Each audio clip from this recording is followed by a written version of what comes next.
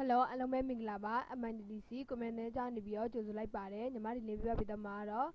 မြန်မာ file problem solving လေးကိုပြပြပေးသွားမှာဖြစ်ပါတယ်အရင်ဆုံးဒီကောင်လေးကိုပြောပြပေးခင်မှာညီမတို့ရဲ့ channel လေးကို like and subscribe လုပ်ထားပေးဖို့တောင်းဆိုချင်ပါတယ်နော်ဒါဆိုလို့ရှိရင်ဒီမှာ Microsoft 2013နဲ့က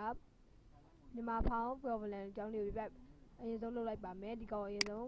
select မှတ်ပြီးတော့ delete လေးနဲ့ဖြတ်ပေးလိုက်မယ်ဖြတ်ပေးလိုက်ဆိုလို့ရှိရင်တော့ဒီမှာ home bar လေးကိုလာပြီးတော့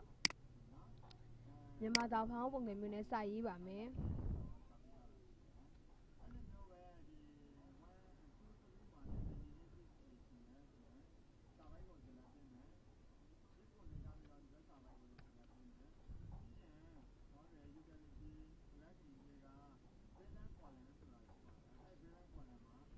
စာပြီးပြီလားရေးလိုက်မယ်ရေးပြီးတော့အချိန်ဒီကောင်လေးကို select မှတ်လိုက်မယ်ဒါကြောင့်စလုံးပုံစံကဒီလုံးဝအမှန်ကြီးဖြစ်နေသေးတယ်ဒီကောင်လေးကို select မှတ်ပြီးတော့ file နဲ့တော်လိုက်မယ် file ကနေပြီးတော့ option နဲ့ဝင်လိုက်မယ်ဝင်ပြီးတော့အချိန် preface ဆိုတဲ့နေရာလေးမှာ auto correct option ဆိုပြီးရှိပါတယ်ဒီ auto correct option ကိုကလေးနှိပ်လိုက်မယ်နှိပ်ပြီးတော့အချိန်တော့ဒီမှာစာတစ်ခါလေးပေါ်နေပါပြီပေါ်နေပြီဆိုလို့ရှိရင်နေရာလေးမှာဒီကောင်လေးကို capitalize first letter or sentence ရဲ့ပြီးတော့ capitalize first letter or table set capitalize name or day ကိုအမှန်ချစ်တွေကိုချိန်ပေးလိုက်မယ်ချိန်ပြီးတော့အချိန်နေရာလေးမှာ okay ကိုနှိပ်ပေးလိုက်ပါနှိပ်ပြီးတော့အချိန်နေရာလေးမှာလည်း okay ကိုနှိပ်ပေးလိုက်မယ်ဒီကောင်လေးကို delete လုပ်ပြီးတော့နောက်ထပ်တစ်ခေါက်စာကိုထည့်ရေးကြည့်ပါမယ်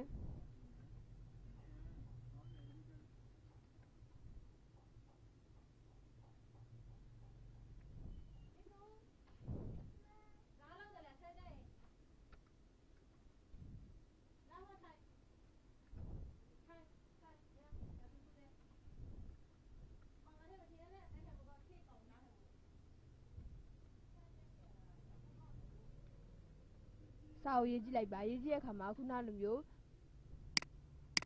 စာမမှန်တော့ပါဘူးတကယ်လို့ဒီဟာကိုပြန်ပြီးတော့လုပ်ချင်တယ်ဆိုလို့ရှိရင်တော့ဒီစာလေးကိုရေစိုး select မှတ်လိုက်ပါမယ်မှတ်ပြီးတော့ရှင် file ကနေပြီးတော့ option ဆိုပြီးတော့ proofing ကိုသွားလိုက်ပါမယ် auto correct option ဆိုတဲ့နေရာလေးမှာအမှန်တစ်လေးကိုလိုက်ဖြုတ်ပြလိုက်ပါမယ်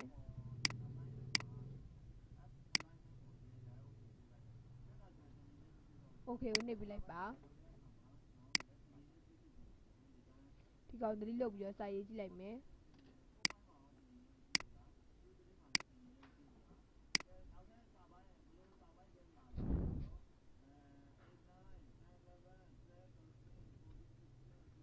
မှာစာရေးကြည့်လိုက်ပါအတောက်ခောက်လိုက်မယ်ခောက်ပြီးတော့ရှင်တော့ဒီနေရာလေးမှာ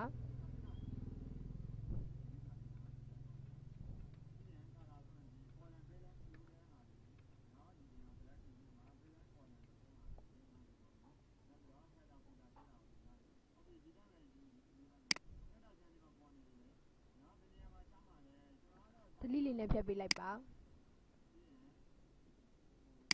စာလုံး size ကိုကြောက်ဒီညာလေးရလာပြီးတော့ကြည့်ပြလို့ရပါတယ်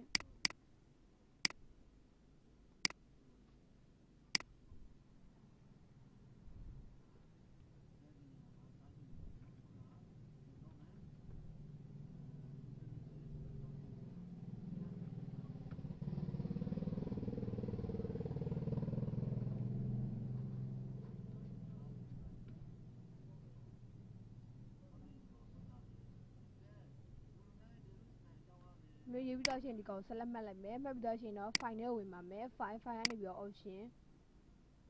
proofing auto correct option ထဲမှာအမှန်တစ်ကိုလိုက်ထည့်ပေးလိုက်ပါမယ်ထည့်ပြီးတော့ရှင် okay ကိုနှိပ်ပေးလိုက်ပါ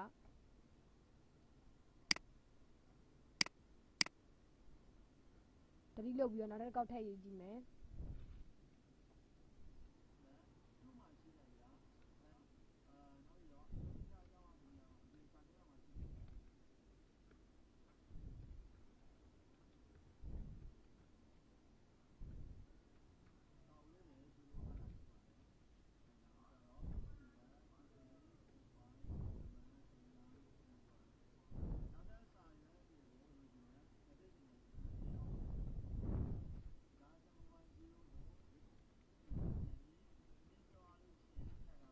မှန်ရေးလိုက်ပါပြီခု ခုနအမှန်ကြီးဖြစ်တာတွေအတွက်ဒီစာလုံးကမှန်ဦးဖြစ်နေပါတယ်ဒီကောင်ဆက်လက်မှတ်ပြီးတော့ delete လုပ်လိုက်ပါလုပ်ပြီးတော့ချင်းခုနနေရာမှာပြန်သွားပြင်ပါမယ် file ကနေပြီးတော့ option ဆိုပြီးတော့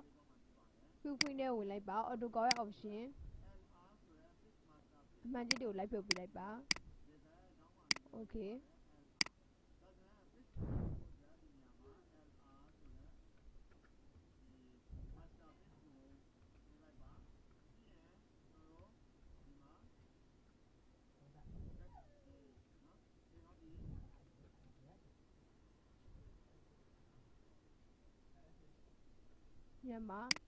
မြန်မာသာစာလုံးဖောင်းရေးပေးထားပါမယ်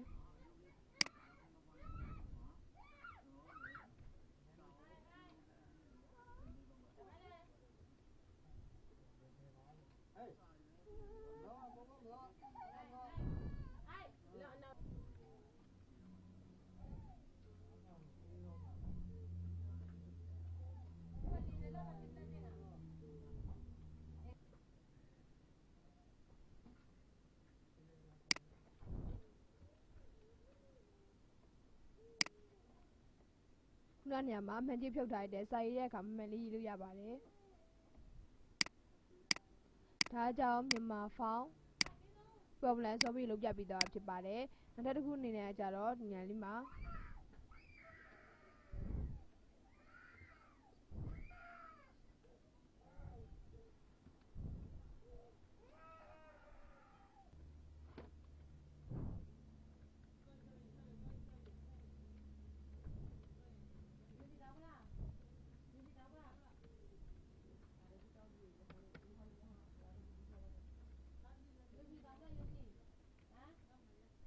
နောက်တစ်ခုကြတော့ copy text and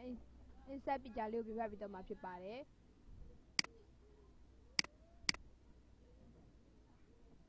ဒီကောင်လုံးရေဆုံး delete လုပ်ထားလိုက်မယ်လုပ်ထားပြီးတော့ရှိရင်ဒီမှာဒီကောင်လေးကိုဆက်လက်မှတ်ပါမယ်ဆက်လက်မှတ်ပြီးတော့ control C နဲ့ copy လိုက်မယ်ပြီးတော့ရှိရင်ဒီနေရာလေးမှာ click တစ်ချက်ချပြီးတော့ control V နဲ့ချပေးလိုက်ပါ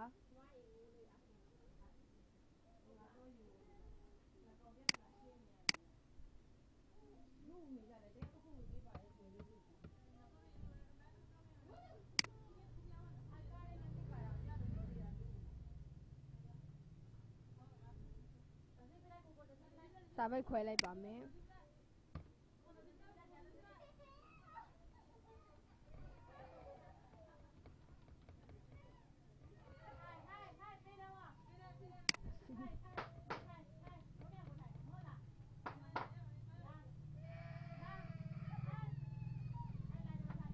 ဒီလေးချပြီးတော့ရှင်တော့ဒီနေရာလေးကို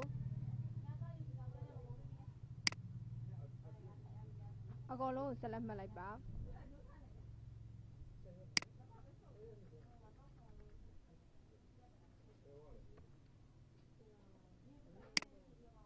အကောင်လုံးကိုဆက်လက်မှတ်ပြီးတော့ဒီနေရာလေးမှာနည်းနည်းကြည့်ပြလိုက်ပါမယ်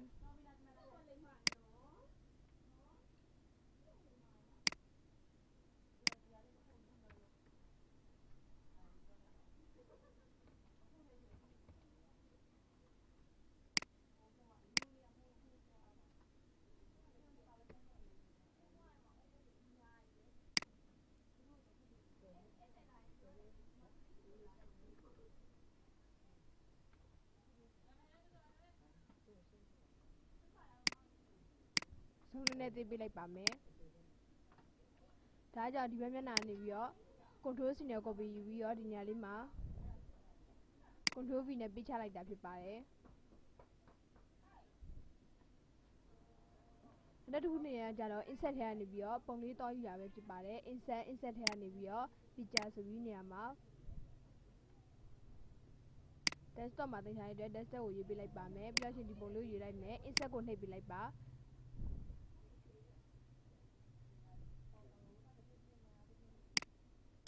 တေးပေးလိုက်မယ်တေးပြီးတော့ရှင်ဒီကောင်လေးကို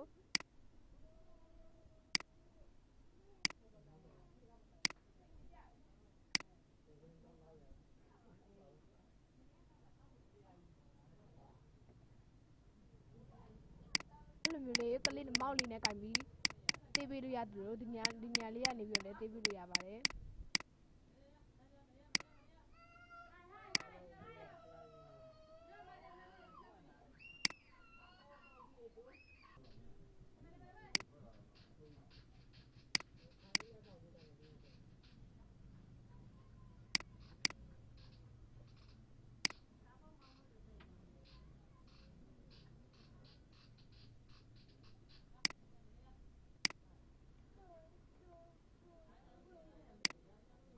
format ထဲကနေပြီးတော့ဒီပုံလေးကိုအကြီးသေးလုပ်ကြည့်ပါမယ်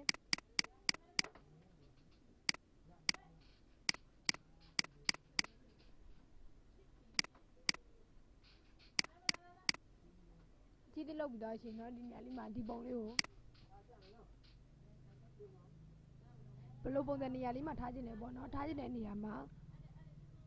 ပုံစံရင်ဆိုတဲ့နေရာလေးမှာကြိုက်တဲ့ပုံစံမျိုးထားပြလို့ရပါတယ်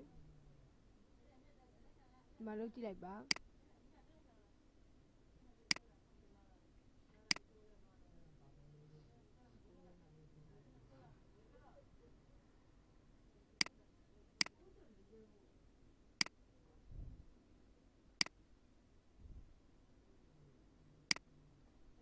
ကလေးနဲ့ဒီလိုမျိုးဆွဲပြီးတော့ကြိုက်တဲ့နေရာမှာချပေးလို့ရတယ်လို့ format ထဲကနေပြီးတော့လည်းပုံစံဆိုတဲ့နေရာလေးမှာမင်းကြိုက်တဲ့လိုမျိုးချပေးလို့ရပါတယ်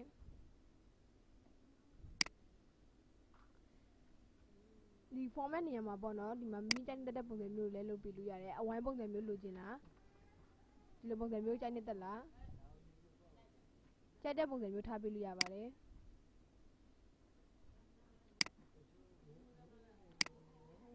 ဒါကကြတော့ဒီစာလုံး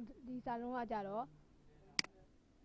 copy ယူပြီးတော့ control V နဲ့ပေးချထားတာဖြစ်ပါတယ်ဒီပုံလေးကကြတော့ insert ထဲကနေပုံပြထားတာဖြစ်ပါတယ်ဒါဆိုရင်ဒီသင်ခန်းစာလေးကိုနားလည်မယ်လို့ထင်ပါတယ်ဒီသင်ခန်းစာလေးကိုကြိုက်နေတတ်တယ်ဆိုလို့ရှိရင်တော့ like and subscribe လေးလုပ်ထားပေးပါဦးနော်ကြည့်ရှုပေးရတဲ့အတွက်လည်းအားလုံးကျေးဇူးတင်ပါတယ်